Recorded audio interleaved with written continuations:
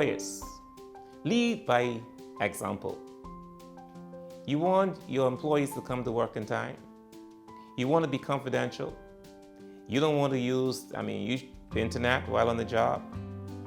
But we are doing the same thing that we are accusing our employees of. So the best thing to do is lead by example.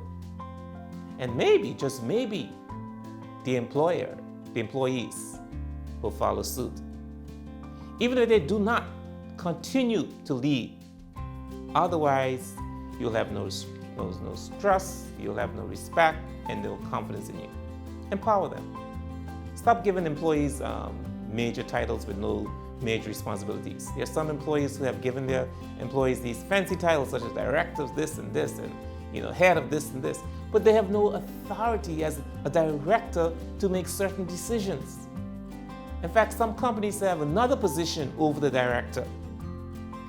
But we do it just to make them feel good or to satisfy the government or to satisfy the community.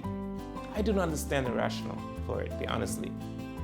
But I certainly have my own reasons, which I mentioned earlier. However, at the end of the day, employees should be empowered to make decisions in the roles that they have. Do not put them in roles that they're not entrusted with the responsibilities. Empower your employees. The next thing, appraise your employees honestly about their performance. Sometimes in a small society like the Turks and Caicos Islands, and due to familiarity, everybody knows everybody, we find it hard to provide an honest feedback to our employees.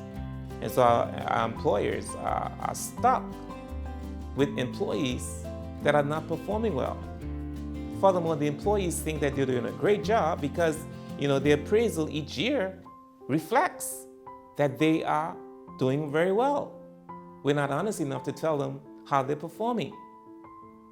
If they're performing poorly, let them know. They should know.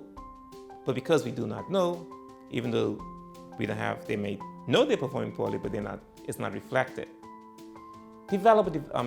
Create a development plan to improve in your employees that are failing or not doing well.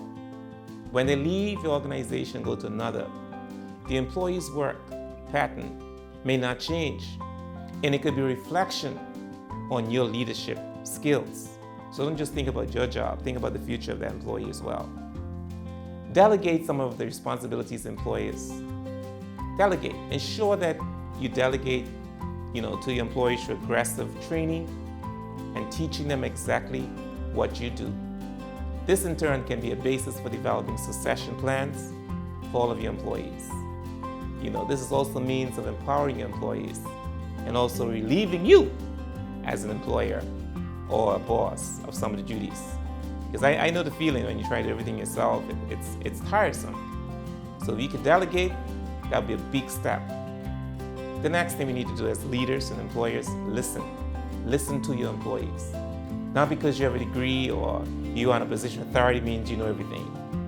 The employees are the ones that interact mostly with the customer and other employees, and so they know the pressing issues.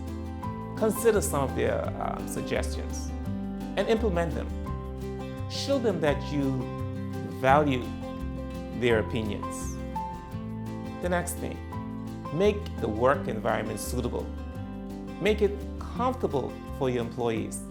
For instance, for example, I see employees in some stores, standing up all day serving customers. I don't understand why this happens. I do not know if it's a general rule of thumb. I have no idea.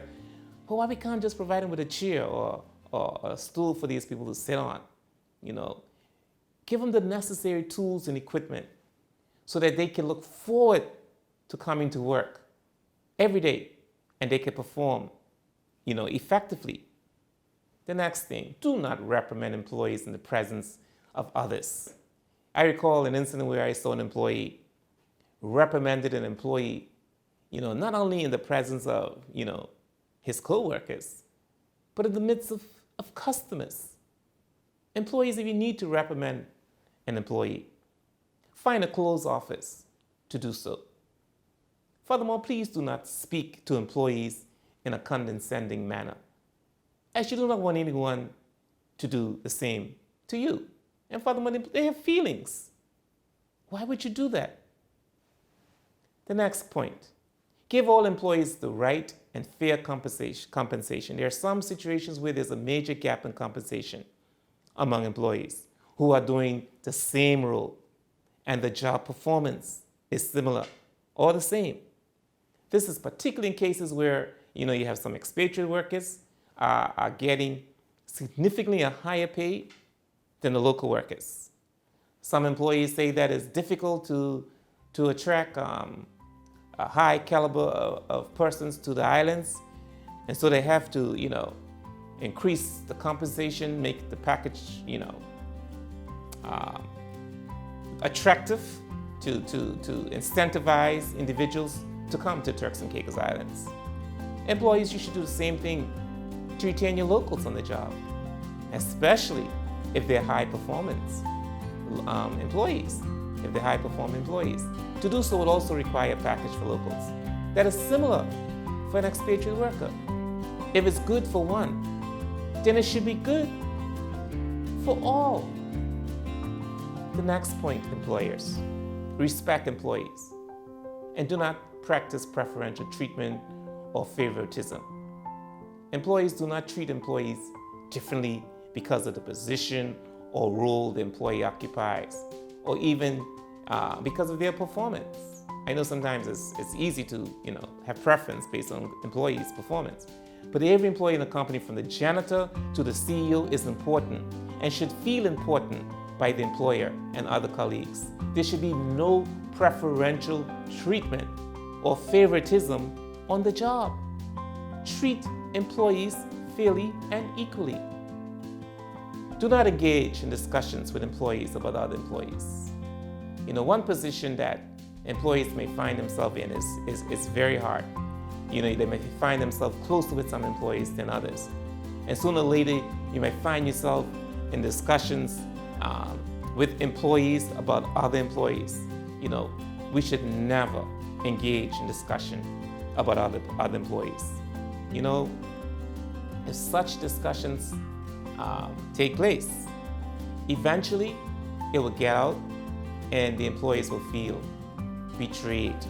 You should never discuss other colleagues with other colleagues. Communicate. You can communicate, but communicate effectively is the key. You communicate effectively to your employees. Make sure they understand exactly what you require from them. Do not make any assumptions. Communicate with them what you're thinking, as employees cannot read your mind. Effective communication is one of the keys as a leader. Of course, there are other issues that I have not addressed in this video, but I believe if employers address these main issues that I've just discussed, then the company will have favorable outputs. Employees may perform better, which in turn means the company will also perform better. Customers will have a better experience, as employees hopefully will be excited to serve them. Employers, do the right thing. Lead by example.